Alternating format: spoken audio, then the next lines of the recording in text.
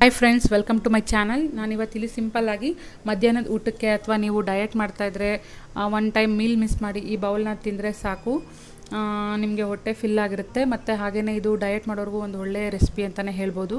ಇದನ್ನು ನೀವು ಯಾವುದಾದ್ರೂ ರೈಸ್ ಜೊತೆ ಕೂಡ ಕಾಂಬಿನೇಷನಾಗಿ ಯೂಸ್ ಮಾಡ್ಬೋದು. ಏನು ಮಾಡ್ತಾಯಿದ್ದೀನಿ ಅಂತ ನೋಡೋಣ ಬನ್ನಿ. ನಾನು ಇವತ್ತಿಲ್ಲಿ ರಾಯ್ತಾ ಮಾಡ್ತಾಯಿದ್ದೀನಿ, ಮೊಸರು ಬಜ್ಜಿ ಅಂತ ಹೇಳ್ತೀವಿ, ಅದನ್ನು ಮಾಡ್ತಾಯಿದ್ದೀನಿ. ಏನೇನು ಬೇಕಂತ ನೋಡೋಣ ಬನ್ನಿ. ಮೊದಲಿಗೆ ನಾನಿಲ್ಲಿ ಒಂದು ಬೌಲಷ್ಟು ಮೊಸರು ತೊಗೊಂಡಿದ್ದೀನಿ, ಒಂದು ಹಸಿ ಕ್ಯಾರೆಟ್ ತುರ್ಕೊಂಡಿದ್ದೀನಿ, ಸಣ್ಣಗೆ ಒಂದು ಈರುಳ್ಳಿ ಹಚ್ಕೊಂಡಿದ್ದೀನಿ, ಸೌತೆಕಾಯಿನ ನಾನು ಈ ಥರ ತುರ್ಕೊಂಡಿದ್ದೀನಿ. ಮಕ್ಕಳೆಲ್ಲ ತಿನ್ನುವಾಗ ಬಾಯಿಗೆ ಸಿಗುತ್ತೆ, ದಪ್ಪ ಇದೆ ತಿನ್ನೋದಿಲ್ಲ. ಹಾಗೆಯೇ ಇಲ್ಲಿ ಹಸಿ ಮೆಣಸಿನಕಾಯಿ ಒಂದು ತೊಗೊಂಡಿದ್ದೀನಿ, ಕೊತ್ತಂಬರಿ ಸ್ವಲ್ಪ, ಇಲ್ಲಿ ಮತ್ತು ಸ್ವಲ್ಪ ಗರಂ ಮಸಾಲ, ಜೀರಾ ಪೌಡರ್ ಮತ್ತು ಚಿಲ್ಲಿ ಪೌಡರ್ ತೊಗೊಂಡಿದ್ದೀನಿ, ಜಸ್ಟ್ ಫ್ಲೇವರ್ಗೆ ಆ್ಯಡ್ ಮಾಡಲಿಕ್ಕಷ್ಟೇ.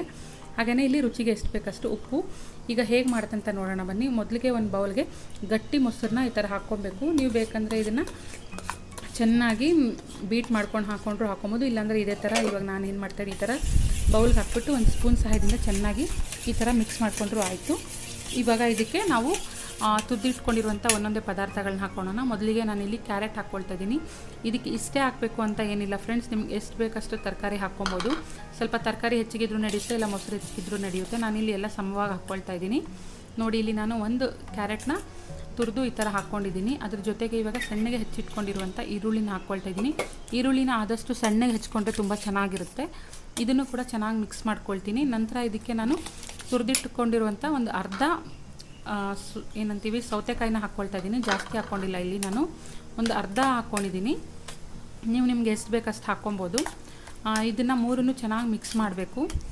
ಇವಾಗ ನಿಮಗೆ ಇದು ಮೊಸರು ಕಡಿಮೆ ಅಂತ ಕಾಣ್ತಾ ಇದೆ, ಸ್ವಲ್ಪ ಈರುಳ್ಳಿ ಮತ್ತು ಈ ಕ್ಯಾರೆಟು ಸೌತೆಕಾಯಿ ಇದೆಲ್ಲ ನೀರಿನ ಅಂಶ ಬಿಡುತ್ತಲ್ವ, ಆವಾಗ ನಿಮಗೆ ಕನ್ಸಿಸ್ಟೆನ್ಸಿ ಕರೆಕ್ಟಾಗಿರುತ್ತೆ. ಇಲ್ಲಿ ಯಾವುದೇ ರೀತಿಯಾದ ನೀರು ಉಪಯೋಗಿಸ್ತಾ ಇಲ್ಲ ನಾನು. ಈಗ ಇಲ್ಲಿ ಒಂದೇ ಒಂದು ಚಿಲ್ಲಿನ ಹಾಕ್ಕೊಂಡಿದ್ದೀನಿ, ಹಾಗೆ ಕೊತ್ತಂಬರಿ ಸೊಪ್ಪನ್ನು ಹಾಕ್ಕೊಂಡು ಚೆನ್ನಾಗಿ ಮಿಕ್ಸ್ ಮಾಡ್ಕೊಳ್ತಾ ಇದ್ದೀನಿ.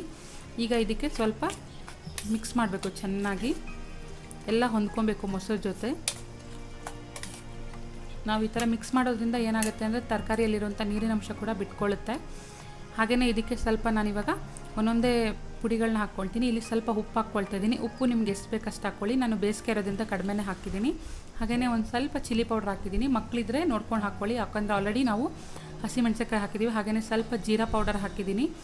ನಿಮಗೆ ಜೀರಾ ಪೌಡರ್ ಇಲ್ಲ ಅಂದರೆ ಮನೇಲಿ ನೀವು ಗರಂ ಮಸಾಲ ಬೇಕಾದರೂ ಹಾಕ್ಬೋದು. ಹಾಗೆಯೇ ಇಲ್ಲಿ ಸ್ವಲ್ಪ ನೋಡಿ, ಇವಾಗ ನಾನಿಲ್ಲಿ ಗರಂ ಮಸಾಲ ಹಾಕಿದ್ದೀನಿ, ಸ್ವಲ್ಪ ಜೀರಾ ಪೌಡರ್ ಎರಡೂ ಹಾಕಿದ್ದೀನಿ. ನೀವು ಯಾವುದಾದ್ರೂ ಒಂದು ಬೇಕಾದರೂ ಹಾಕ್ಕೊಬೋದು. ಈಗ ಚೆನ್ನಾಗಿ ಮಿಕ್ಸ್ ಮಾಡಬೇಕು. ಇದು ಚೆನ್ನಾಗಿ ಮಿಕ್ಸ್ ಮಾಡ್ತಾ ಇದ್ದಾಗಲೇ ನೋಡಿ, ಅದು ನೀರಿನ ಅಂಶ ಎಲ್ಲ ಬಿಟ್ಕೊಳ್ತಾ ಇದೆ. ಇದು ಇನ್ನೂ ಚೆನ್ನಾಗಿ ಬಿಟ್ಕೊಳ್ಳುತ್ತೆ. ಚೆನ್ನಾಗಿ ಮಿಕ್ಸ್ ಮಾಡಬೇಕು. ಒಂದು 2 ಮಿನಿಟ್ಸ್ ಈ ಥರ ಮಿಕ್ಸ್ ಮಾಡಿದ್ರೆ ಆಯಿತು. ನೋಡಿ, ನೀರಿನ ಅಂಶ ಆಲ್ಮೋಸ್ಟ್ ಎಷ್ಟೊಂದು ಬಿಟ್ಕೊಂಡಿದೆ. ನಾನು ಇಲ್ಲಿ ಏನೂ ಹಾಕಿಲ್ಲ, ಸೌತೆಕಾಯಿ ಮತ್ತು ಈರುಳ್ಳಿಯಲ್ಲಿರುವಂಥ ನೀರಿನ ಅಂಶನೇ ಬಿಟ್ಕೊಂಡಿದೆ. ನೋಡಿ, ಇಷ್ಟು ಚೆನ್ನಾಗಿರುತ್ತೆ. ಇದನ್ನು ಈಗ ಒಂದು ಸರ್ವಿಂಗ್ ಬೌಲ್ಗೆ ಸರ್ವ್ ಮಾಡೋಣ. ಫ್ರೆಂಡ್ಸ್, ಆಲ್ರೆಡಿ ನನ್ನ ಚಾನಲಲ್ಲಿ ಮೂಲಂಗಿ ರಾಯ್ತಾ ಕೂಡ ಮಾಡಿದ್ದೀನಿ. ವಿಡಿಯೋ ನೋಡಿ ಸಪೋರ್ಟ್ ಮಾಡಿ. ವಿಡಿಯೋ ಇಷ್ಟ ಆದರೆ ಲೈಕ್ ಮಾಡಿ, ಕಮೆಂಟ್ ಮಾಡೋದನ್ನು ಮರಿಬೇಡಿ ಫ್ರೆಂಡ್ಸ್.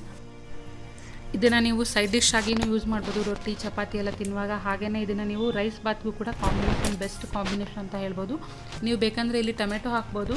ನಾನು ಇದನ್ನು ಈಗ ಟೊಮೆಟೊ ಹಾಕಿದ್ರೆ ನೀವು ಕೆಲವೊಂದು ಸತಿ ಟೊಮೆಟೊ ಬಾತಿಗೆಲ್ಲ ಯೂಸ್ ಮಾಡೋಕ್ಕಾಗಲ್ಲ. ಈ ಥರ ಕ್ಯಾರೆಟ್ ಹಾಕ್ಬಿಟ್ಟು ಟೊಮೆಟೊ ಬಾತಿಗೆಲ್ಲ ಒಳ್ಳೆ ರೈಸ್ ಕಾಂಬಿನೇಷನ್ ಥರ ಯೂಸ್ ಮಾಡ್ಬೋದು. ಹಾಗೆಯೇ ಡಯಟ್ ಮಾಡೋರು ಒನ್ ಟೈಮ್ ಮೀಲ್ ಮಿಸ್ ಮಾಡಿದಾಗ ಈ ಥರ ಒಂದು ಬೌಲ್ ತಿಂದರೆ ಸಾಕಾಗುತ್ತೆ. ಈ ಥರ ರಾಯ್ತಾ ಎಲ್ಲನೂ ತುಂಬ ಹೆಲ್ತ್ಗೆ ಒಳ್ಳೆಯದು ಕೂಡ. ಸೊ ನಿಮಗೆಲ್ಲ ಇಷ್ಟ ಆಗಿದೆ ಅಂದ್ಕೊಳ್ತೀನಿ ಫ್ರೆಂಡ್ಸ್. ಹಾಗೆಯೇ ಮೇಲೆ ಸ್ವಲ್ಪ ಗಾರ್ನಿಷ್ಗೆ ನಾನು ಉಳಿಸ್ಕೊಂಡಿರುವಂಥ ಚಿಲ್ಲಿ ಪೌಡರ್ ಮತ್ತು ಗರಂ ಮಸಾಲ, ಸ್ವಲ್ಪ ಜೀರಾ ಪೌಡರ್ನ ಈ ಥರ ಉದುರಿಸ್ಬಿಟ್ಟು ಸ್ವಲ್ಪ ಕೊತ್ತಂಬರಿ ಸೊಪ್ಪಿನಿಂದ ಗಾರ್ನಿಷ್ ಮಾಡ್ತೀನಿ. ತುಂಬಾ ಸೂಪರಾಗಿರುತ್ತೆ. ಮಕ್ಕಳು ಕೂಡ ಇಷ್ಟಪಟ್ಟು ತಿಂತಾರೆ. ಅಟ್ಲೀಸ್ಟ್ ನೀವು ಏನೂ ತಿನ್ನೋಕ್ಕಾಗಲಿಲ್ಲ ಅಂದರೆ ರೈಸ್ ಕೂಡ ಮಿಕ್ಸ್ ಮಾಡಿ ತಿನ್ಬೋದು. ಇದನ್ನು ಅಷ್ಟು ಚೆನ್ನಾಗಿರುತ್ತೆ. ನೋಡಿ, ಟ್ರೈ ಮಾಡಿ ಒಂದು ಸತಿ. ಮತ್ತು ಹೇಗೆ ಅನಿಸ್ತು ಅಂತ ನನಗೆ ಕಮೆಂಟ್ ಸೆಕ್ಷನಲ್ಲಿ ಕಮೆಂಟ್ ಮಾಡೋದನ್ನು ಮರಿಬೇಡಿ ಫ್ರೆಂಡ್ಸ್. Thank you. ಮತ್ತೆ ಇನ್ನೊಂದು ರೆಸಿಪಿ ಜೊತೆ ಬರ್ತೀನಿ. ಅಲ್ಲಿ ಬಾಯ್. Thank you.